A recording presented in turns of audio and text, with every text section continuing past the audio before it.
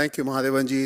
First of all, let me thank everybody who is here, all the delegates to the conference, all the organizers for organizing the wonderful conference, all the paper writers. We have over 170 papers, of which 70 odd are from MIU itself. So for everybody, just a great, let's give ourselves a round of applause for all those who have traveled from outside to be here. And I hope you're enjoying this place. It's a very special place. I was chatting with Mahadevanji, and he will share his own comments about how he feels about the uniqueness of this place. And this is the place where we can talk about bliss. Anywhere else, it will be considered very, very cheesy. Yes? No. How many of you are TMers? Okay, a lot of you. So you for this, for you, it will be just like nothing. You already have experience. How many have experienced bliss in your lives? All right. See, they're laughing already. So, but this will be a nice thing to, so we have so many people who have not learned TM or been associated with the movement and would love to. And I've heard from some people who have said, I didn't know such a place existed. I'm coming here. I'm learning TM. So this is the joy of having you all here. So once again, delighted to have you here, and we will proceed with this. So blissful living, what is blissful living? And I'll keep it very simple. You've heard so much from everybody. Anybody, any shout out on what did you learn? Just in a word, a phrase or something, anybody shout out. What did you learn in the last 2 days? That stands out for you. Wonderful knowledge. Wonderful knowledge. Have regular practice. Holistic living. Ayurveda. Yeah. So lots of these things, yeah. Stay awake. Okay, yeah. The depth and breadth of Vedic knowledge. You get the span. There's 40 branches, it's just an amazing thing that Maharishi has given. You would realize that the devotion to Maharishi here runs almost a mile deep, right? When we close an interaction, people say hello or bye. Here we always close with Jai Gurudev. We truly believe it. That's all Gurudev and Maharishi, the whole holy tradition that's brought us this knowledge. We're just living it. We're not necessarily interpreting it. So this is my devotion to Maharishi, my offering to Maharishi. So let's begin with the Guru mantra. You please chant with me if you can. Guru Brahma, Guru Vishnu, Guru Devo Maheshwara, Guru Sakshat Param Brahma, Tasmai Shri Guruve Namah. Om Shanti Shanti Shanti. All glory to Maharishi and Gurudev. I will keep it very simple because you've learned so much. You heard from Tony Nader, you heard from John Hagelin, you heard from Subhash Kak, you learned from Rajiv Malhotra. So there's so much knowledge is there, and then Ayurveda and other sessions. I'm going to make it more experiential, how you actually can experience. The title is actually Blissful Living Made Accessible. So I'll try to make it more accessible for you. And I'll try to keep it very simple. One concept, one theory, one practice. That's all I'll share with you. Okay? So what is wholeness? When I was doing that, I said, how do I appeal to both the audiences, more people who are into TM and this? So I tried to print out 2 sides, one side in Hindi, because when I hear Maharishi in Hindi, I get completely very different way of explaining things. Very, very, very simple. And then obviously the Western mind needs 9-step model, 8-step model. So I've listened systems, list of steps, etc. So I'll share these things. In fact, I can share in a moment. You can see it and pass around. But the idea is wholeness is a blissful living is a self-sufficient life. We're becoming a net exporter of happiness. We're self-sufficient. We can access our own bliss at will. And second thing is I will talk about how we get there is my V theory of transcendence, which I designed about 10 years ago. It came to me.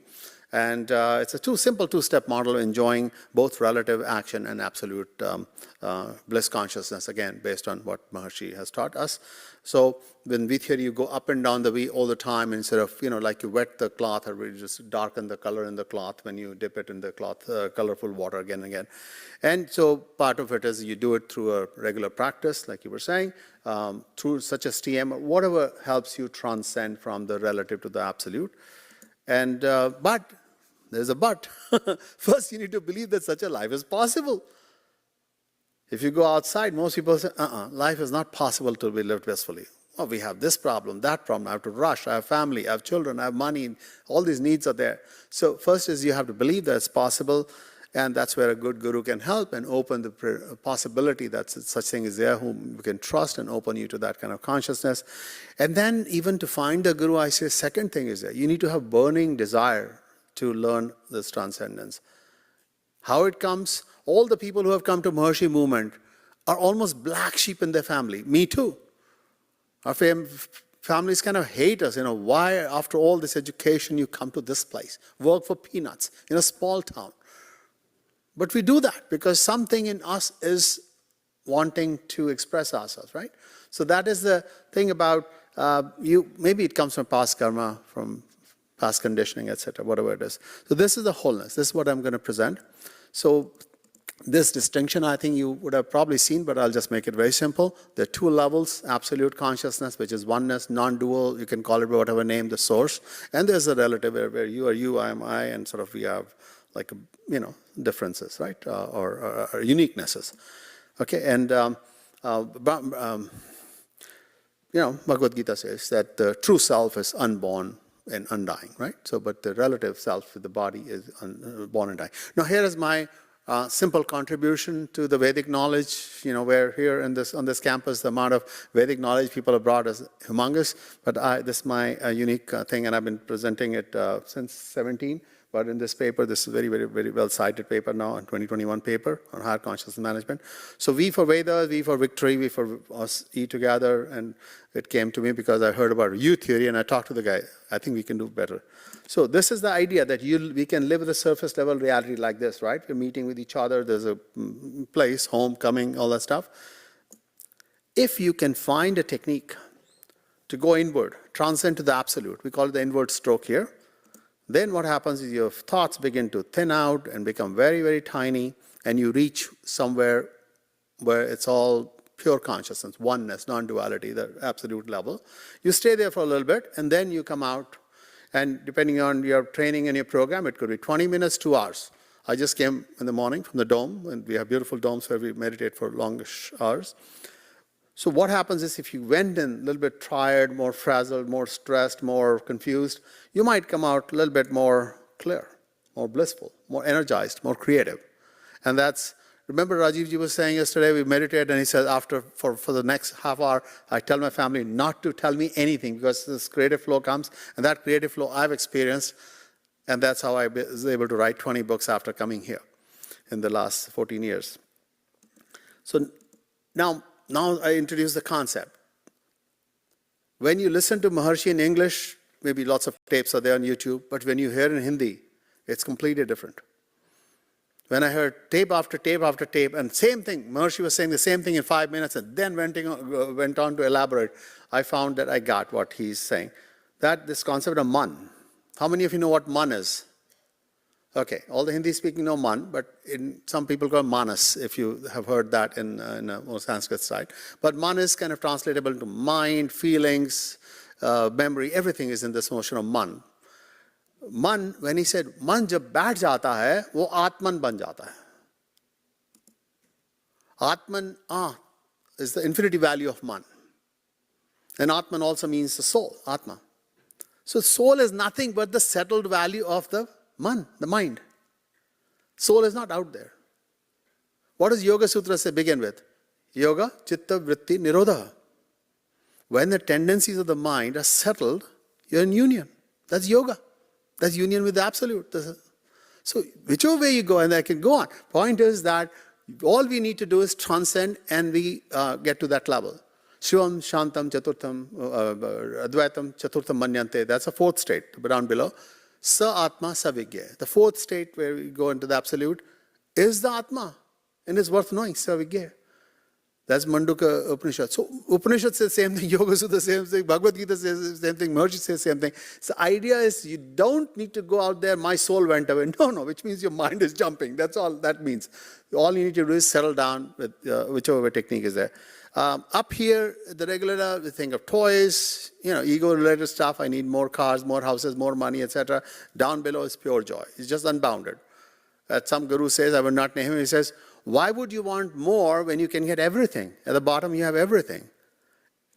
Up there, it's more about doing, thinking, etc. And here is knowing and being.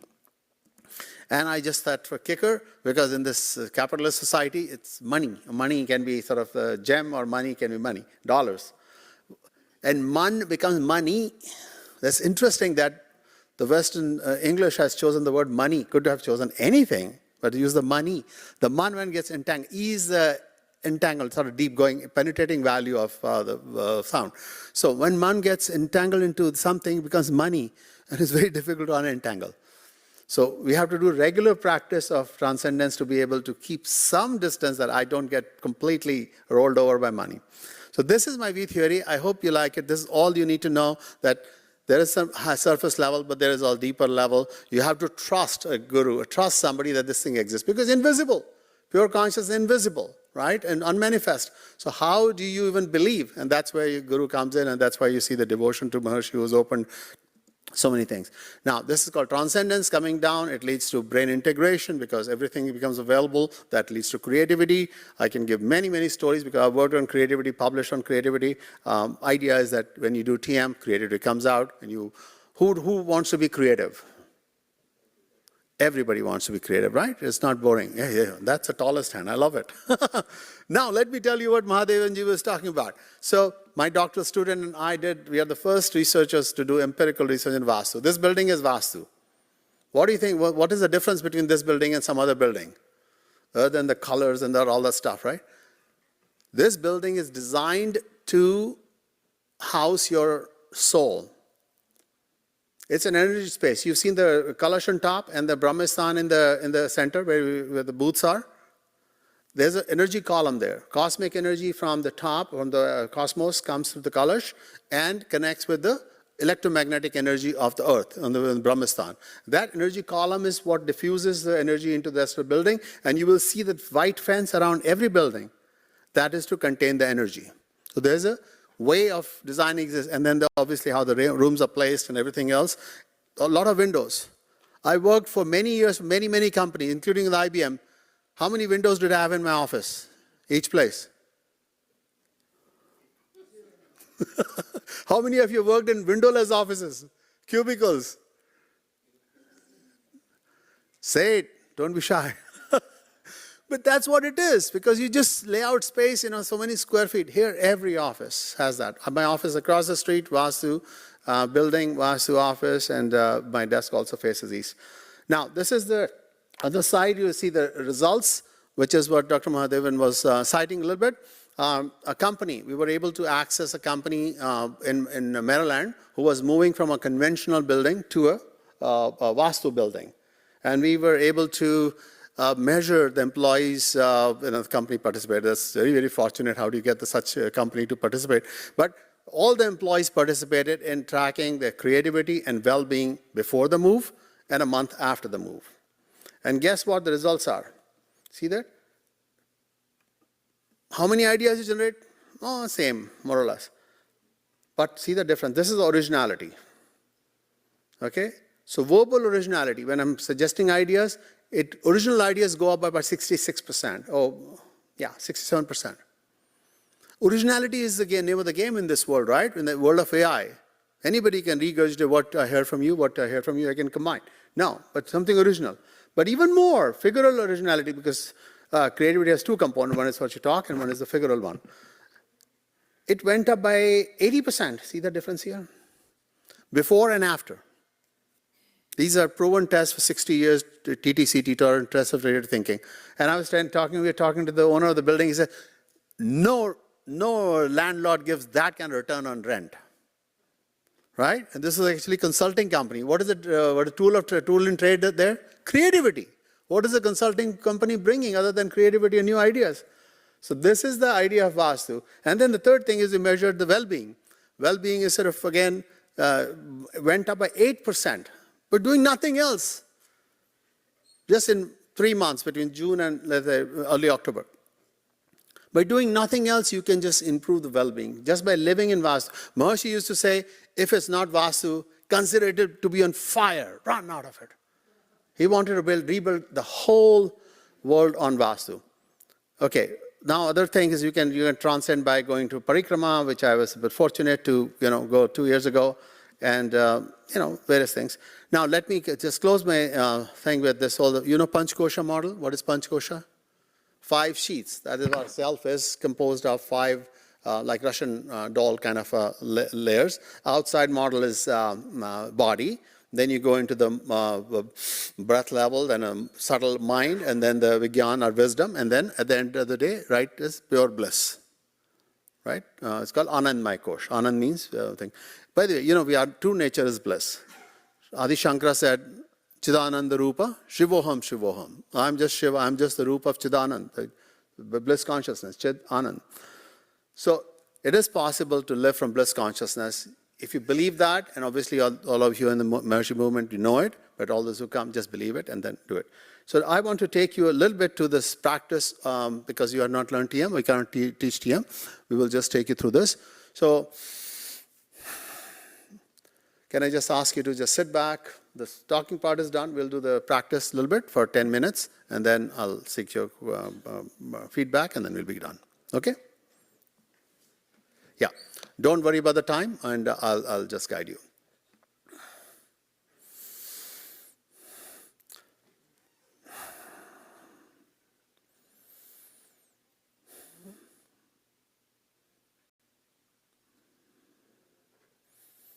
Take a deep breath.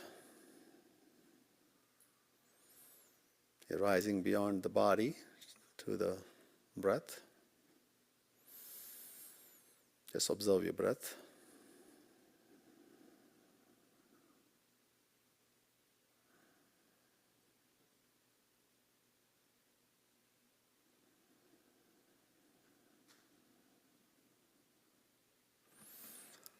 Let it be easy, effortless.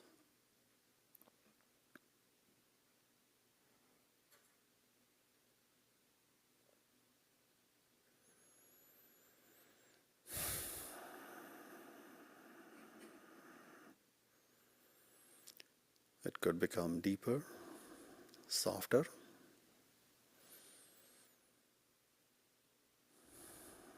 Prana, life is coming and going.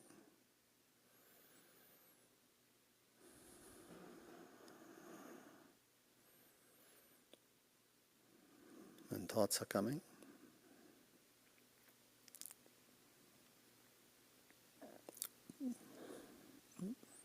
Fast or slow. Now observe your thoughts. We are climbing to the mind level, man level.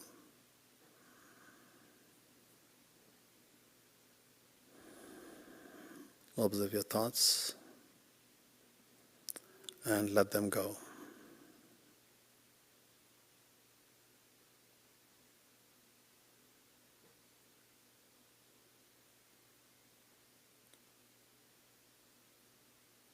Meanwhile, I'll read this poem for you. Letting go. It's a classic poem. We must let go of those hurtful things that burn and hiss and bite and sting, that hurt the heart and clip our wings, where we can't fly and we can't sing. I think it's time to turn the page, turn to the light and quiet the rage. Forgive the slights we cannot change, and spread our wings to escape this cage. So let go. if they're hurts, if they're joys, feelings, thoughts, emotions. Just observe them and let them go.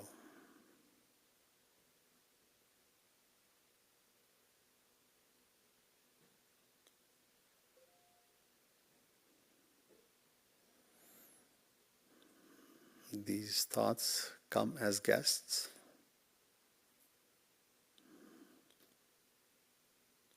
Observe them and quietly let them go.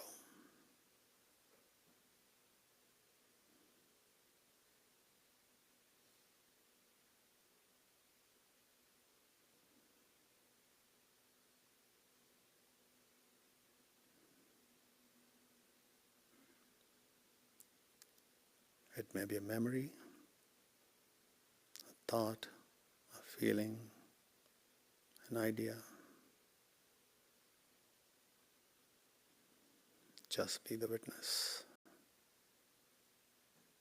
Sakshi Bhav.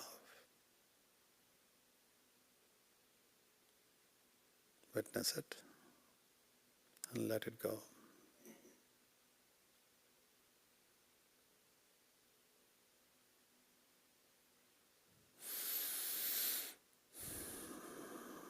Continue to breathe normally, softly.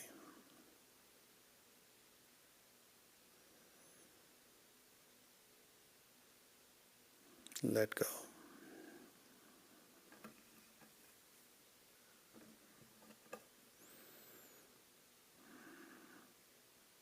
Whatever it is, let go.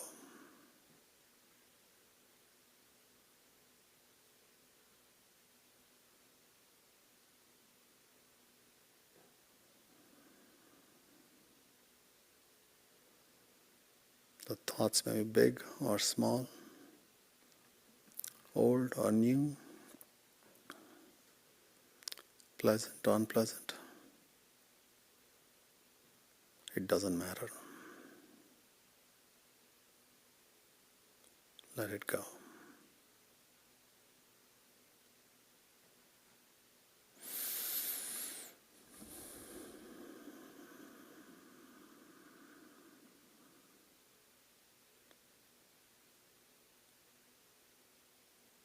Let go.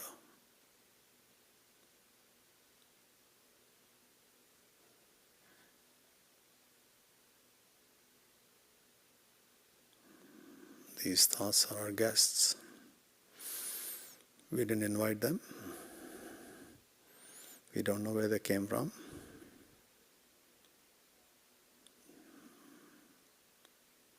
Just observe them for a moment.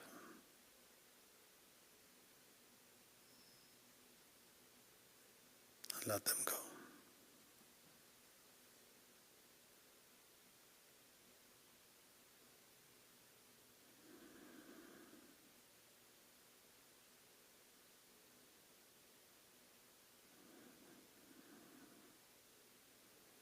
Let the thoughts pass through you. No engagement. Just witness.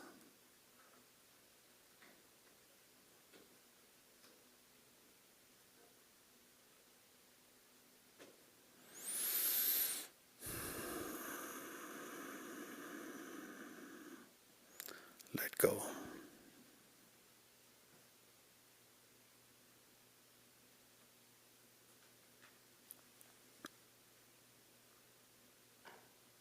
Just observe them, witness them, whatever they are.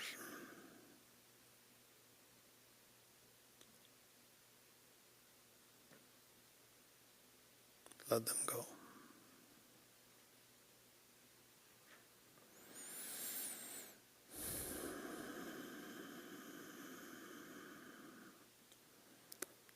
I am not my thoughts.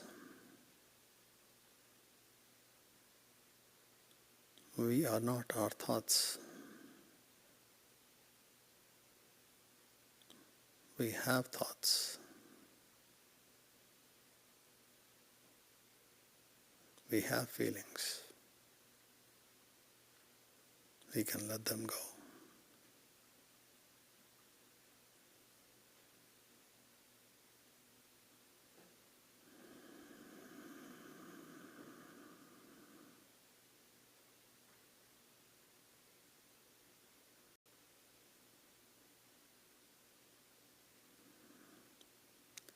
Let go.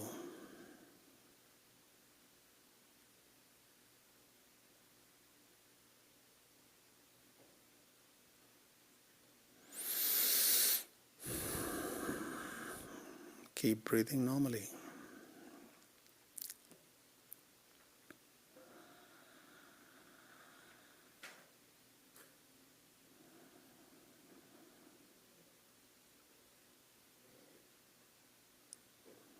Let go.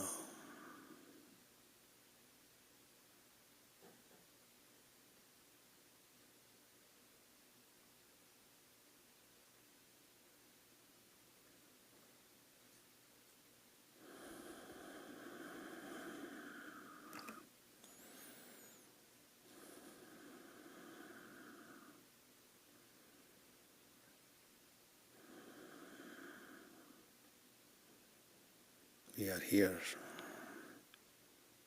now.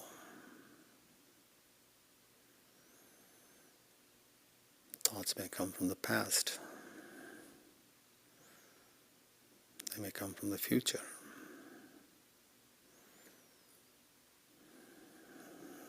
They may be original.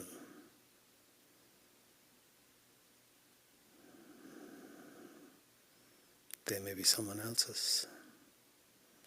It doesn't matter.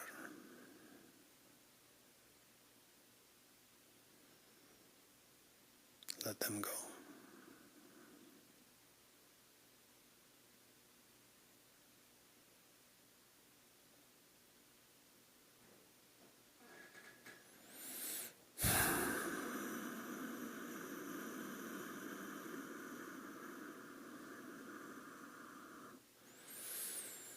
Keep breathing.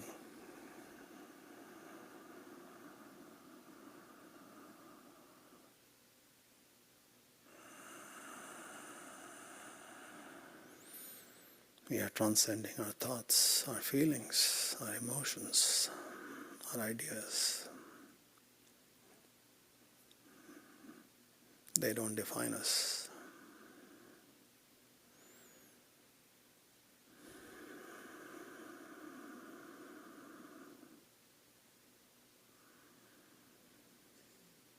We just are. I just am.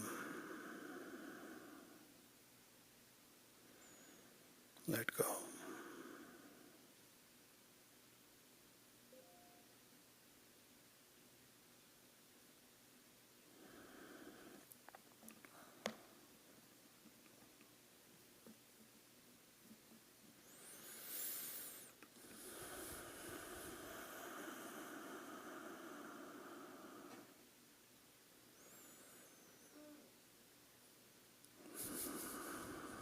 Let go.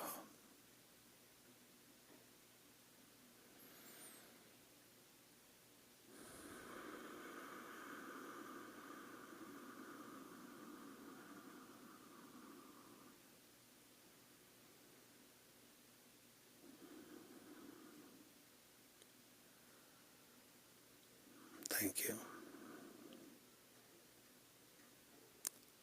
Please take a moment, a minute, to slowly open the eyes.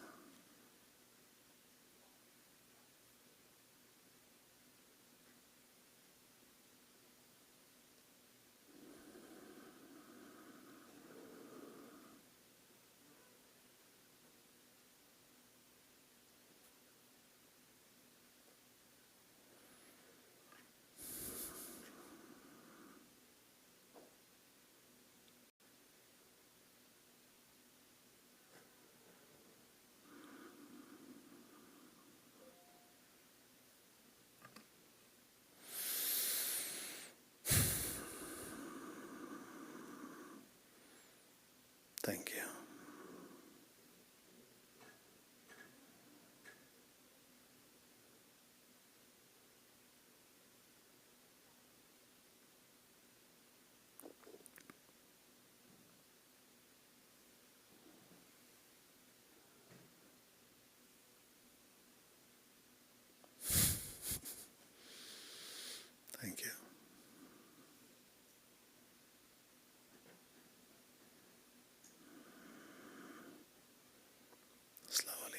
Please open your eyes.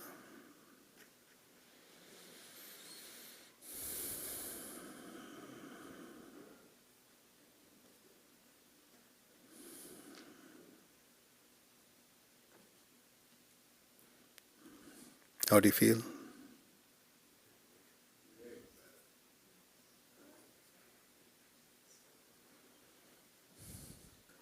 Calm?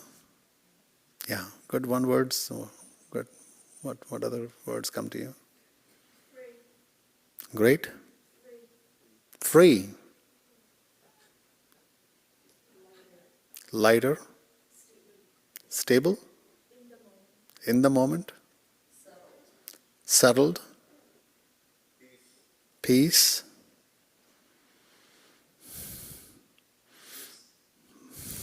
You get $2. You feel bliss.